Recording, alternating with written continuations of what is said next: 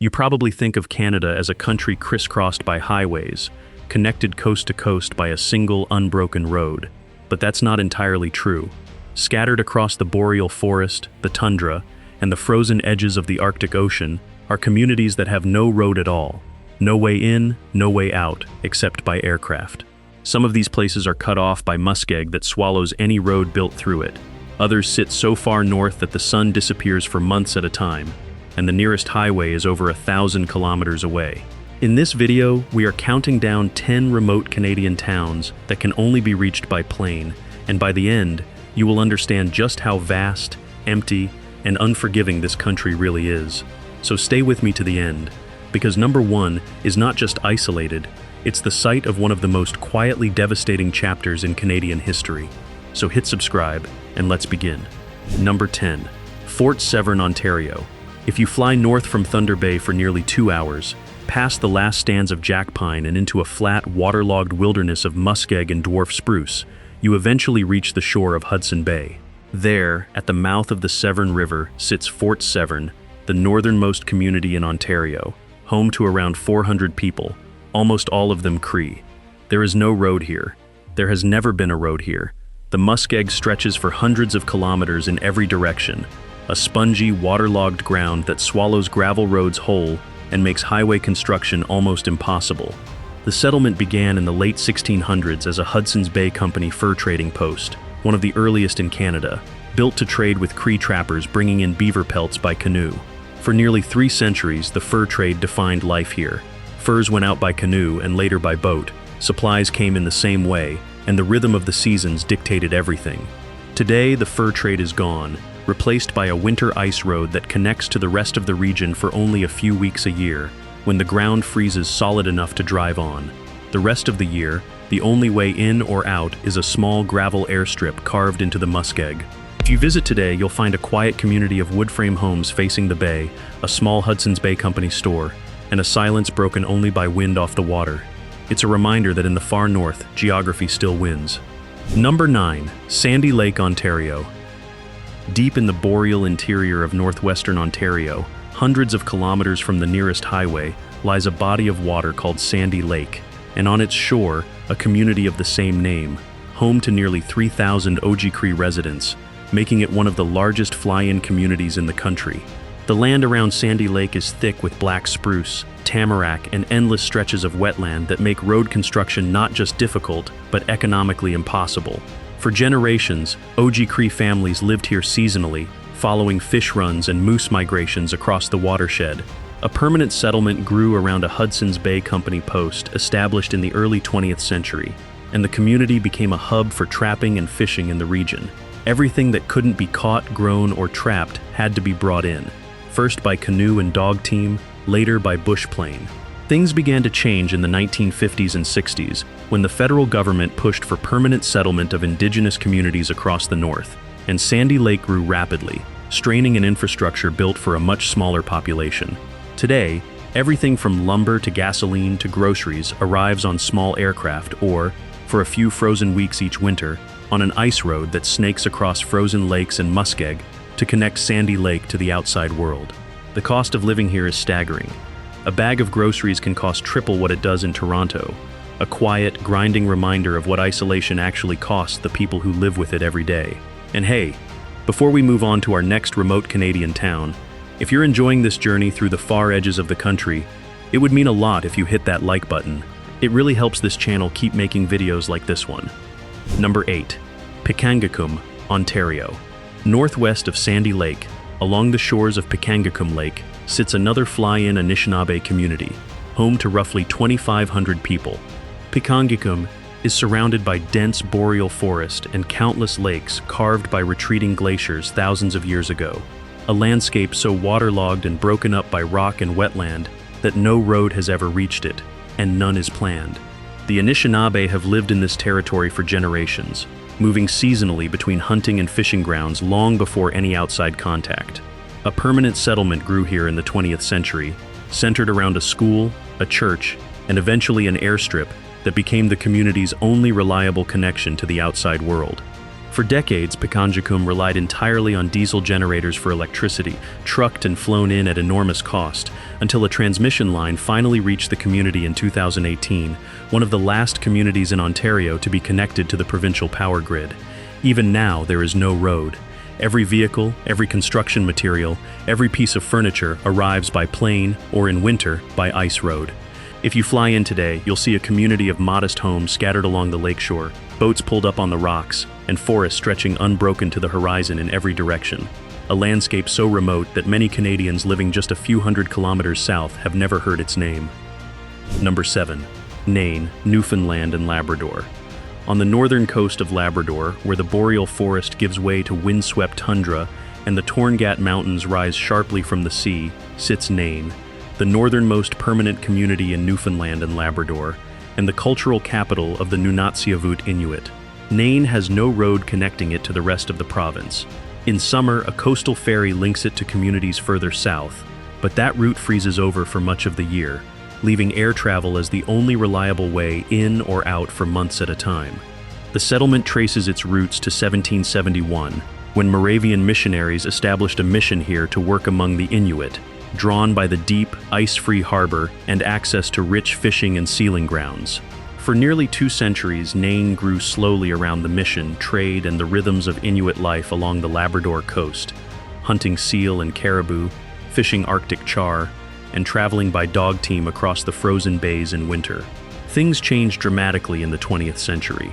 In the 1950s and 60s, the Canadian and Newfoundland governments relocated Inuit families from smaller coastal settlements further north, consolidating them into Nain and permanently altering the community's size and character.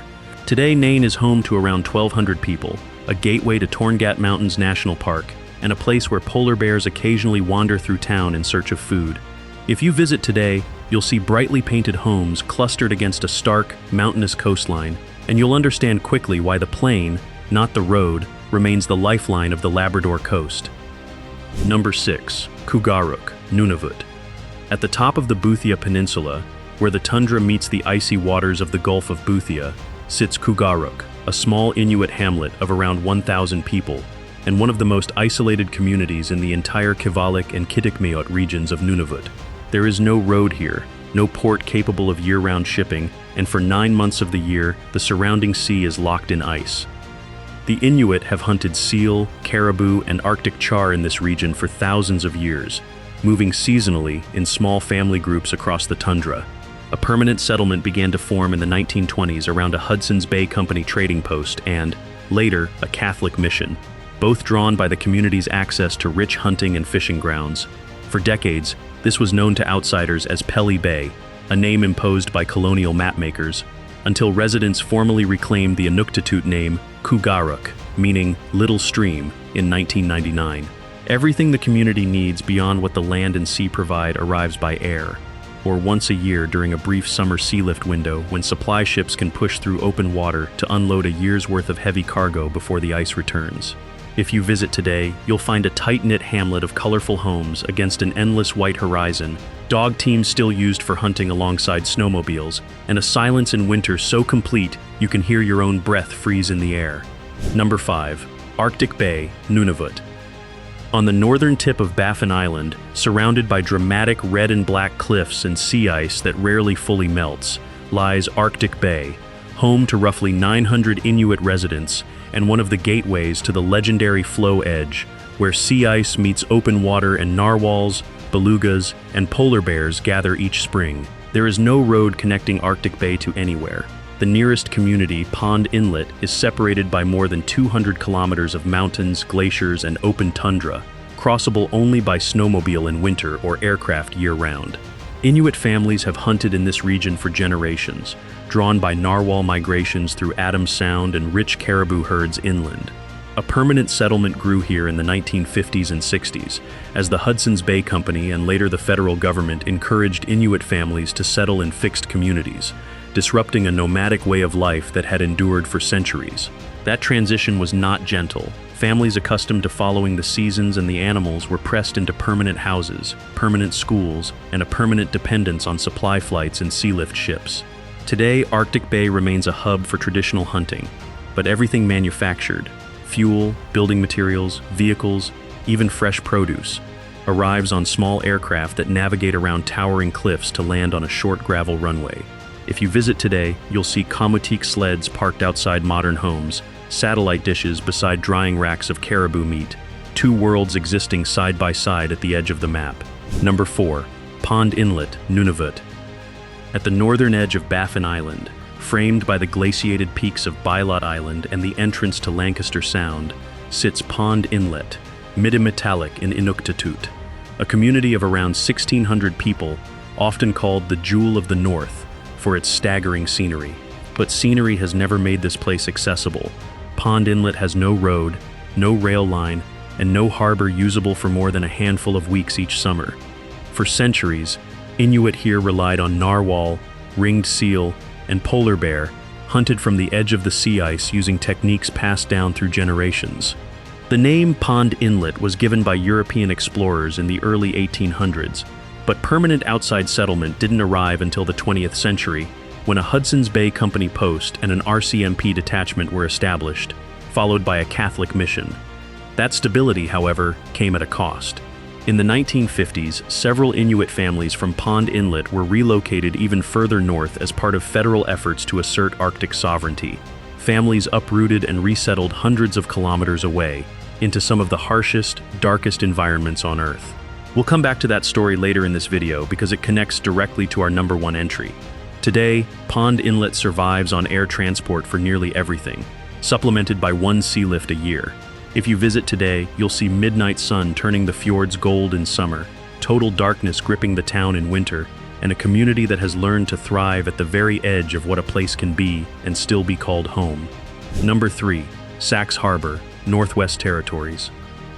On the southwestern coast of Banks Island, one of the largest islands in the Canadian Arctic archipelago, sits Sax Harbor, the only permanent settlement on the entire island, and home to fewer than 100 people, making it one of the smallest fly-in communities in the country. There is no road on Banks Island connecting anything to anything. The community exists as a single point of human habitation surrounded by hundreds of kilometers of empty tundra, home to more muskoxen than people. Inuvialuit families began settling permanently here in the 1920s and 30s, drawn by exceptional trapping grounds for Arctic fox, whose pelts fetched high prices during a fur boom that swept the north.